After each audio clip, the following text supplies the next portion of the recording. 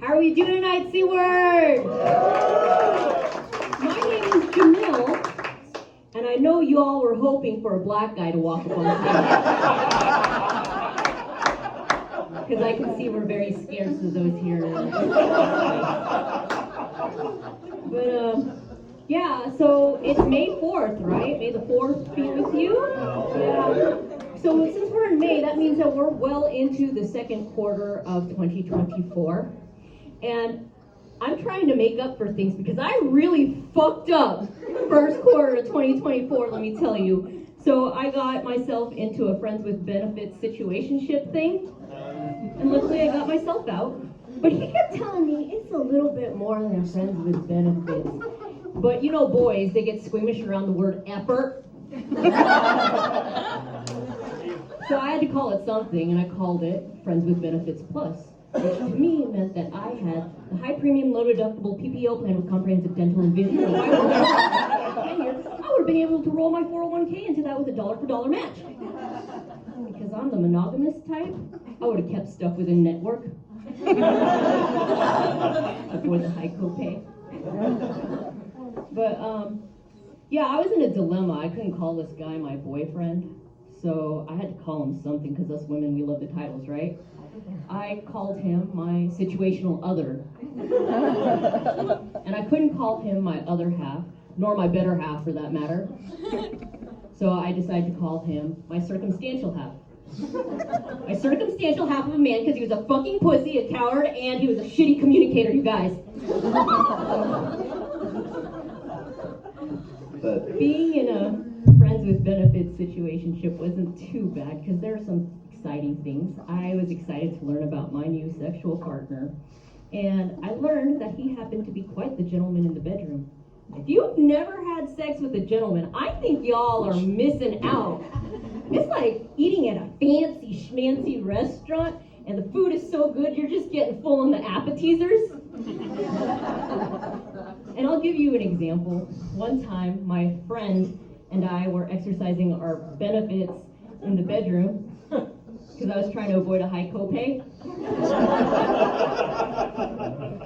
And he asked me to go down on him, so I started doing my thing, right? And then suddenly he stops me and he's like, "My dear, how rude of me! I never asked if you actually enjoy sucking dick." And I'm down there, I'm like, I'm sorry, say what now? I'm just afraid you might have been doing something that was unpleasurable to you. So tell me, do you actually enjoy sucking dick? And I had to think about that. So I took it out of my mouth. Gave it a good lick. Just keep it wet. And I thought about it. Long and hard. Very deeply. And I said, now that you mention it, no, I don't really like sucking dick, but I enjoy sucking yours. And the fact that you just asked me that question so politely makes me want to suck your dick even more. He says, I'm so relieved to hear that, my dear, because this is the most fantastic fellatio I've ever received. So I continue doing my business, and he's about ready to finish, and he makes it known to me that he's about ready to finish because he's like, the British are coming! The British are coming! And once he finished, I knew I had some options. Like, I could have easily spit it out or swallowed, but instead, I decided I was going to savor the moment.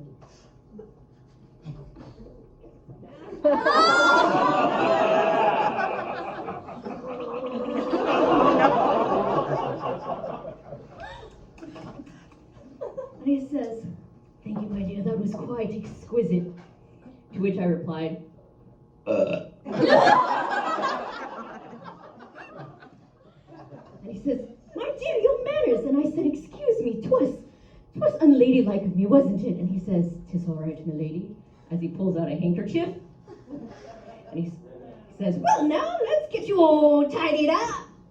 He starts wiping my mouth clean, like we had just finished having afternoon tea. And I was his strumpet. And if you all don't know what a strumpet is, it's a fancy word for a whore.